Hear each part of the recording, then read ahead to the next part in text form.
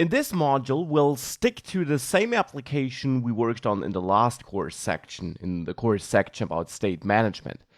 In this section, we'll of course build up on all of that, but we'll have a look at how we can improve our user interaction and also how we can handle user input in a better way than we did it before in this course. In this application we built in the last module, we're not doing it in any way.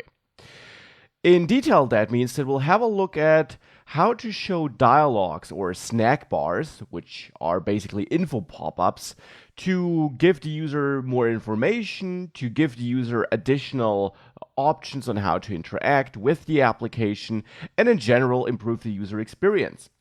In addition to these dialogues and snack bars, we'll also work on fetching user input though, and we'll fetch that with the help of text fields and forms. Now, you will learn what exactly a form is in Flutter and what the difference to normal text fields is. And you will also learn how to then validate user input, how to manage the focus of the user, so how to manage into which input field the user may input data and so on, and all of that. We'll have a detailed look at all of that in this section to ensure that in this app, and of course in any app you're building, you can really interact with the user in the best possible way. For that, here's the application we worked on. And of course, here we already have some places where we interact with the user.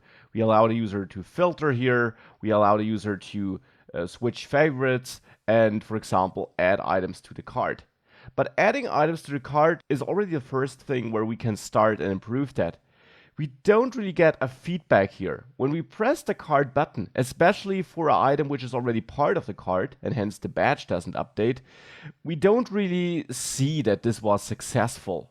It would be nice to show a little info pop-up which doesn't interrupt the user flow, so not a dialogue where the user has to confirm something, but a little info pop-up at the bottom of the screen that confirms to the user, yes, we added something to the cart. That would be something nice. In addition, in the cart, you could say that when you delete an item here, maybe you don't want to delete it automatically when the swipe continues, but you want to ask the user if he's sure about that. Now, obviously, there's no clear right or wrong approach on how to do that, whether you want to ask or not, but I want to show you how you could ask, at least. So these are the things I'll start with, and later we'll then also add another page here to which we can go from our side drawer, where we can manage our own products, and that means where we can add, edit, and delete products. And that will then, of course, involve fetching user input through text fields. But let's start with the info pop-up and the dialog.